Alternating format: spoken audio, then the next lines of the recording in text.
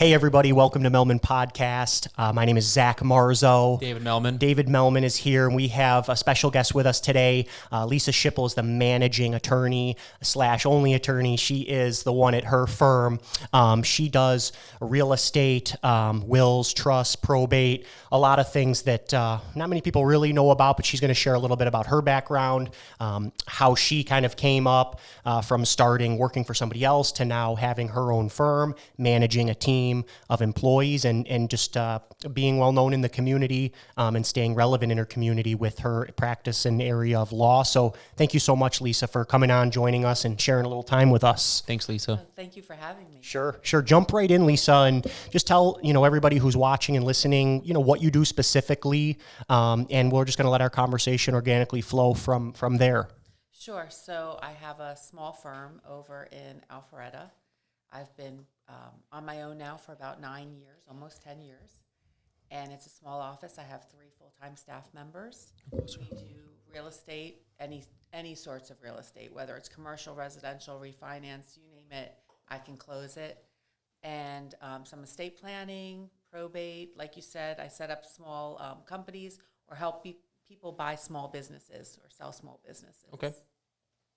And before this, you were working with somebody for 17 years, Yeah. right? 17 years. Yeah. So at what point, did you want to just branch off and do it yourself? Like, what was that push, if you don't mind? So, yeah. It's really interesting. There were so many facets, I guess, that went into my decision to go out on my own. I was very comfortable working at the same firm for 17 years. It was here in Roswell, and I had great experience. I was hired in a down market where it was very hard for an attorney to find a job, and I became part of the family firm.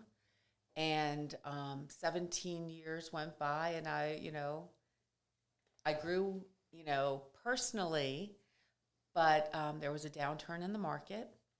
I got divorced, and I just needed a clean break from everything. And right after my divorce was final, I also, divorced my law partners and went out and opened up my own firm. Great. That's really cool. I mean, not a lot of people, go into their own venture, down the line. But I guess it tells people that are watching that at no point, no matter how comfortable you are, where you are, you never really know what the next step could be. And that could be, doing your own thing. But how did you, did you feel when you were working for that 17 years that you would want to have your own practice at some point? You were just waiting for the opportunity, or maybe not? No. And I will tell you, when I left the firm, everything was on good terms. They even sent me some business to help me start up my own practice. Sure. But I never had any intention of going out on my own. My main intention really was to retire early. Sure. I was married. I had kids, and I wanted to work for a certain amount of years and then do other things, whether it was mostly volunteering. That's what I saw my life being in my 40s and 50s, more of a volunteer. And when I got divorced, that wasn't really an option for me. I had to continue my career. And since the market was so bad, I wasn't really earning a lot of money. And a lot of the thoughts of me and the other attorney, they weren't aligned anymore. And I knew that I'd have to work for, another 20 years or so. And so it was easier for me to be able to make my own decisions in my own practice, who I was going to hire, what kind of work I was going to do. And I really got a push from some outside forces that said, you can do this. And what I did was I called some solo practitioners. Sure. And I said, well, what does it take to be a solo practitioner? And then you realize starting a law firm is one of the easiest businesses you can start. As long as you have a license and a brain and maybe a computer and some insurance. That's right. Not a lot of overhead. There's not much overhead, right? Exactly. You can work anywhere and do anything as long as you have, those basic. Sure. As long as you have the basic foundational stuff, because a lot of places, doctors' offices, even like physical therapy or being a personal trainer, you have to have a lot of equipment. But Correct. With law, right, you need a computer, a Wi-Fi connection, and I guess brain. just some hustle to get it going. But I think that's really cool that you use that opportunity, I guess, in your life where a lot of things were changing and you kind of went down another path and maybe I don't know now if you wish that the 17 years you could take it back and have been Lisa Shippel Law from the get-go. No, I don't. I really just think it was a good time. I think Sure. that, we were talking about just COVID and what's going on now. When things are slow or things are, not as fast paced, Sure. you're not so busy with business, you can actually reflect on what you're doing and what you need to grow in the future. And I used that time when the market was down and we weren't working so hard to figure out how I was going to sustain myself for the next 20 years. And I'm able to do that now as well. I mean, I've been busy during the whole stay at home, and but I also did have some time to think through processes reflect. and procedures and plan my next 10 to 20 years. Sure. And create a balance in life to where you enjoy going to work every day. Some people just look to work, and they have an age in mind where they're going to retire, but it's like you're chasing this year, which might never even come. God forbid something happens. Right. So why do you keep chasing something that, and for me, like I always tell Zach, like I value life at different stages of life more than the same 5 years at X point is worth 3 times more to me than the 5 years at the other point, right? So you need to value that. So people are chasing, and they'll be 75 and then retire, but then you can't really enjoy it like you want it to, right? But if you can balance it and do it on your time and your terms based on the reflection that you went through, you have your own practice. We've done multiple transactions with your company. Amazing. Like no stress. Boom, done. Amazing. We've had complicated ones. We've had more easier ones, I think. I don't know anything about real estate. That's your world. I feel like, no matter what it was smooth. And from your team, and getting everything together. And it was you in the beginning, when you went solo, and then you hired somebody, you hire somebody else, you hired somebody else. You're giving back to the community by offering employment, a great environment for people, and then you're also giving somebody a life to work in.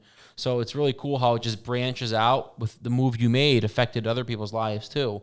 Because where would they be if you didn't make that move? It's just interesting how it all works out. Exactly. I mean, when we were unsure of how the economy was going to progress back in early March, the most thing I was concerned more about my staff, because Sure. I know that I feed or take care of 4 families, not just Sure. one family. Sure. And people don't always realize that the weight on your shoulders, and you don't show it because it's not you're the leader, but at night sometimes you're looking at it and it's not just about the money, it's about the peace of mind for your team too. Like when they're seeing on the news unemployment rates, millions, like I'm sure, like I don't think it's because I'm not an employee. You're not an employee. Some employees might be going to bed at night wondering, like, when is this company going to cut me off? Well, exactly. That's freaky, and it's really nice for you not to have done that. And because the way you were structured, you set it up to succeed even during, and that comes from the leader. So if you're thinking with negative energy, it's going to eventually pour down on everything. And then it's just it'll collapse. The foundation will collapse. And you held it up stronger. And, like people don't realize that sometimes, like, oh, the boss or whatever it's called, like there's a lot of moves we make that the people don't realize. And it's okay they don't realize it. Don't worry about it. Like it's on our shoulders. We'll handle it. And that's why it keeps flowing, right? That's all you have to worry about. Is it flowing? So I praise you for that. I think it's really nice. I think it's really sweet. Who is, Lisa, your biggest, I guess, referral source, or how do you communicate? Like, I know you're big with, like you were talking about, volunteering, doing community work, which is awesome. And we're always looking for opportunities to do so. It kind of stinks now with coronavirus because there's not as many events where you can set up a table, booth, interact with people, which I hate because we were doing that a lot last year, sponsoring 5K races or just good causes and whatnot. But for you, I want to know a little bit more about how you continue to stay relevant. There's a lot of, I'm sure, attorneys that practice all types of law. We're all in competition, not directly against each other, but amongst people that do your type of law. What do you do to, I guess, manage those relationships, or whether that's with brokers or realtors or other attorneys? What works for you, I guess? Well, it's funny. I think of myself more as a small business owner than as an attorney or a law firm. Sure. And that's how I look at my practice and how I obtain business. And really my main motto for myself is just be nice. I'm nice to people. I try and help them when I can. Everything doesn't always have a price tag associated with it. My main referral sources are not necessarily people who get things from me, but they just know that I'm going to do a good job for their people. And so they trust that I'm going to make them look good and also not steer anyone away from them later on, right? They trust you. So I get business a lot of times from mortgage brokers, from commercial realtors, residential realtors. But most of my referrals come from clients. You know, you have a closing at my office and you tell your friend, now she wants to close with me, even though her realtor is telling her to close somewhere else. Sure. She's like, no. I want to close with Lisa. I heard she's good. Correct. And so my business a lot of times isn't in mass, but it's the one-offs. Sure. And so that's a much harder business strategy. Sure. But it's organic. It's organic. I look at it, it's funny because when I started my own business, I looked at my business model as an inverted pyramid. I figured when I left, if I could do like one real estate transaction, one LLC setup, and like one set of wills in my first month, I could pay my bills. Sure. Okay. And then I can grow from there. So if I had 3 clients and they each told one person or maybe 2 people, then my business model would grow like this. And so the more clients I have, the more referrals I get.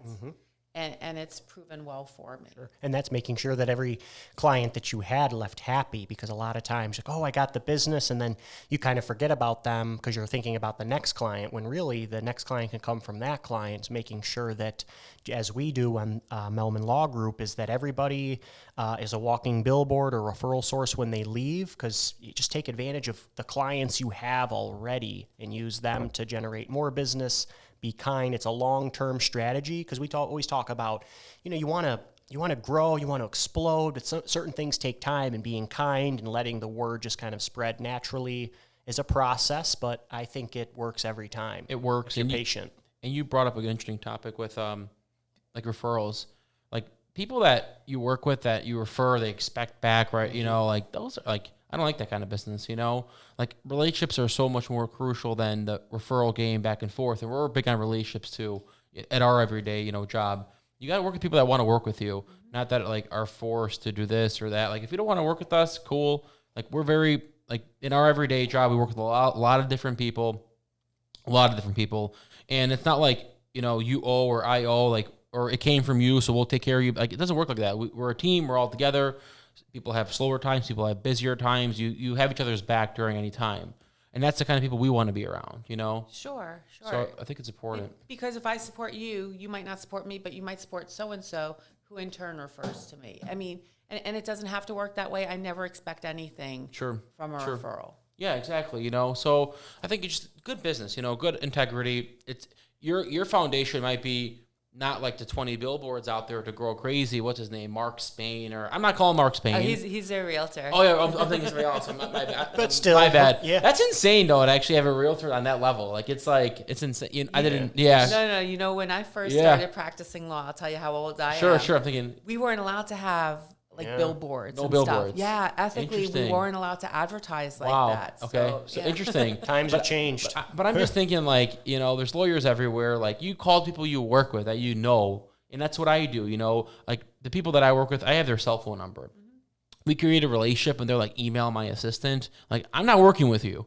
Done. Like that's already my flag of, like I want to work with you. I want to talk to you.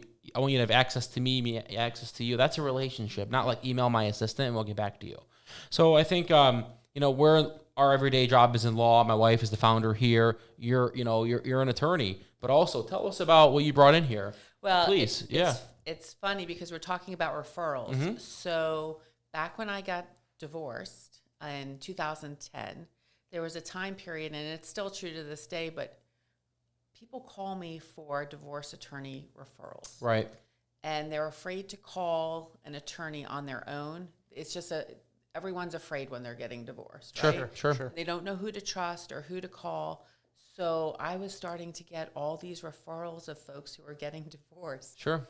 And I was spending, like a half an hour with each of them, not as an attorney, but just as a person. They called me because I was an attorney, and I also went through a divorce, so they felt safe in talking to me and asking me for a referral for an attorney. Sure, they trusted you.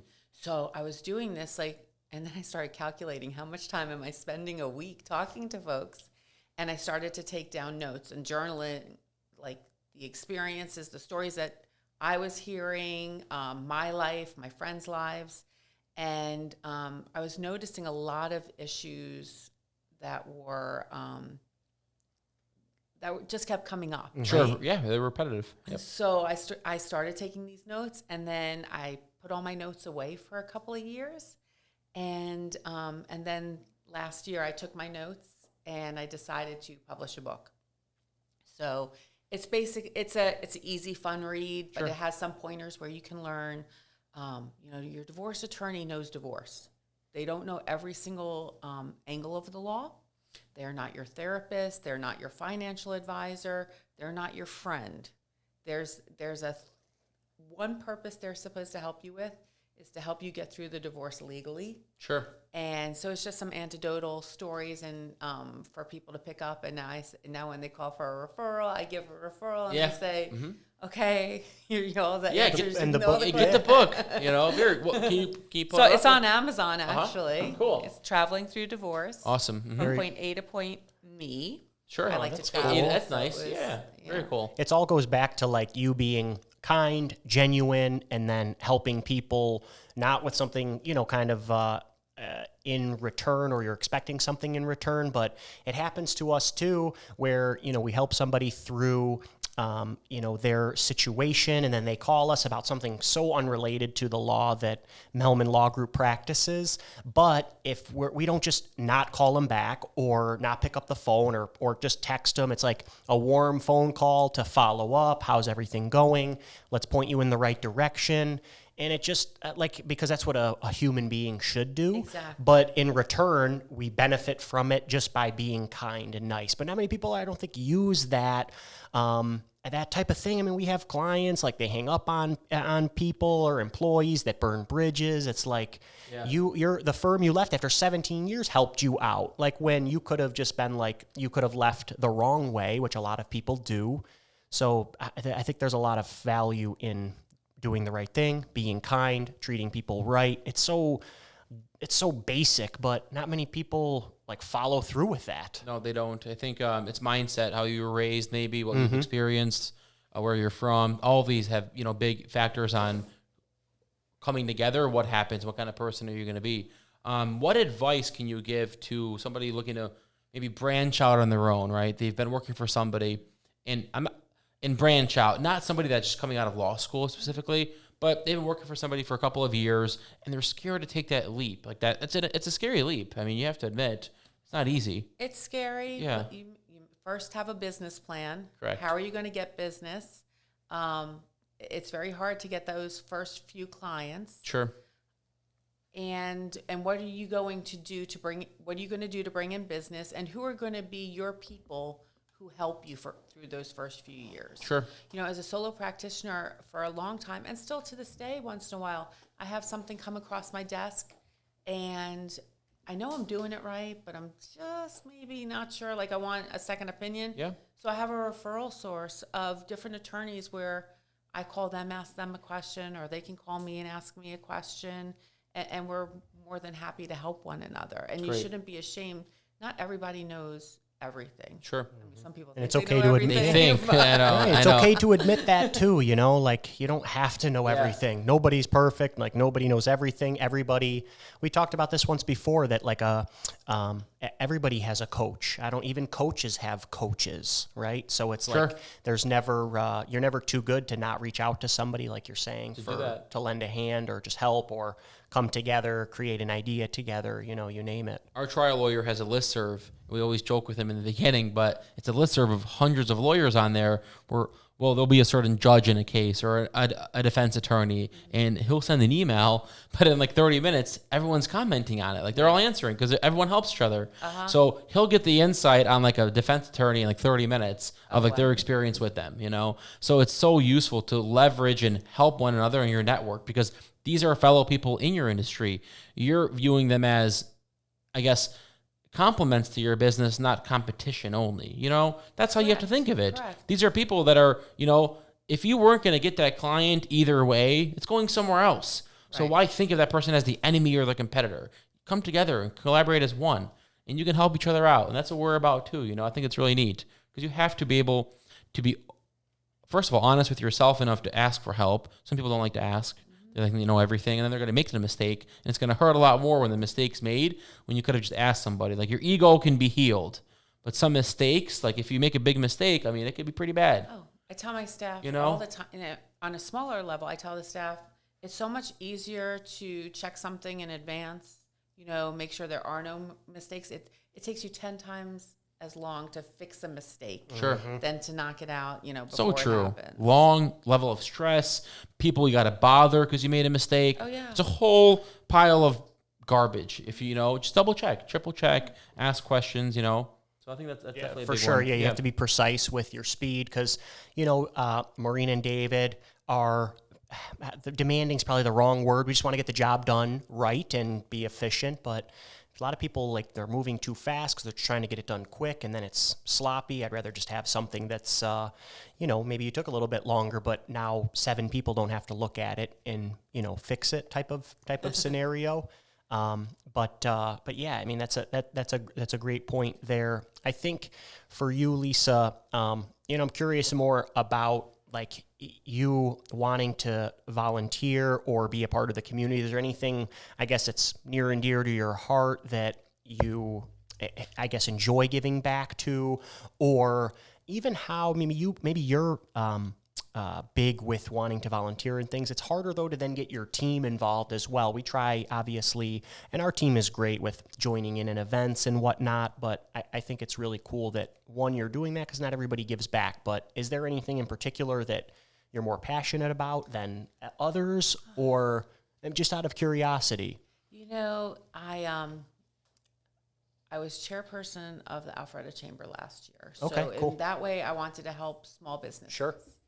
I am on the advisory board at the North Fulton Community Charities. Okay, cool. I don't give enough time Sure. there. I might throw dollars there. Hey, Sure. sure. Well, it's one way to, obviously, to help, you know? The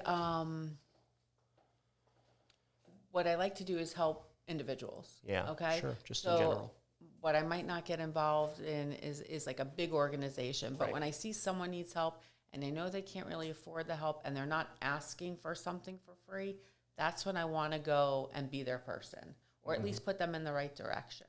So, you know, just when people do call me, or a friend calls me and says so-and-so needs help, that's how I like to help people. Sure. I used to help through the Alpharetta High School Foundation. Oh, cool. There's just basically a lot of times I can't say no to folks. I've been better about that because I just want to help where I could really, you know, make a change difference. for someone. Yeah. Good for you. It's hard too because we've, you know, tried to help certain organizations, and we want to do different things, whether it's helping out with, you know, the homeless population, or, you know, children that are homeless, or then, you know, children or adults that have, you know, disabilities or illnesses. There's so many places you can put your time, but then it's, you know, those people obviously want to follow back up, but it's hard because there's so many different causes. You have to obviously just help where you can and kind of pick and choose what you want to do. And it's tough because with the coronavirus, COVID-19 situation, there's so much more that we want to do and be out in the community. And it's just,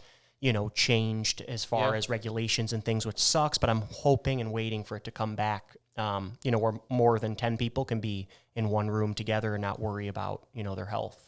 Oh, like one thing I do is when I see that I have a veteran, somehow I can figure it out either through my estate planning questions or through, I like to talk to all my clients. Sure. So I figure things out. I ask a lot of questions.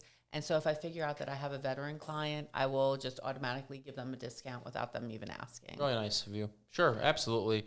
And it's funny you say that because even in our business, you know, with police, firemen, veterans. We do that same. Yeah, teachers. We do the same. And they don't even ask for it. Like, they don't ask. Like, and we do it, and it's just to do the right thing, and maybe even a little more in the end too. We do it, Right. So you just got to be a good person all around, and it seems like that's how you built your business, is being a good person, a good leader, and it flows. It'll eventually gravitate to you little by little. The first couple clients will spread and spread. 9 years later, it's spreading amazingly. You have a great team. I enjoy working with you, talking to you, and we really appreciate your time coming in here today. And thank you so much for everything. Yeah, I appreciate the smooth closings, the great relationship we have, and it's been awesome. Yeah, I think it's super cool that Lisa's talked about running really more of a I don't want to say a care business, but you're not I'm a lawyer, I want to help people with this type of law, and specifically just kind of wearing your lawyer hat all the time. You're really more like, hey, I'm Lisa, I'm here to help, and business that comes in after that is just like icing on the cake. Yes, you're here to do business, but you're really thinking more about people and helping and caring, as opposed to kind of the looking at everybody's head as a dollar amount and being a lawyer and wanting to help them. And that's how it's our culture is here as well. Like, if the focus is on service and customer care and client care and help, and things kind of just tend to fall into place if you live that out, so I think that's really cool, because there's a lot of attorneys. I mean, I don't know that many attorneys, just, myself, but, any business, there's a lot of, egos and things, and not everybody's willing to help, and they just want to be kind of, I don't know, macho man, macho woman, you name it. But I think it's really cool, and that's why we only bring, people on and want to relate to people and connect with people that we know are good people and are here to help, right? For sure. Awesome. It's all about. Thank you. Thank you so much, Lisa. Hope you have a great rest of your day.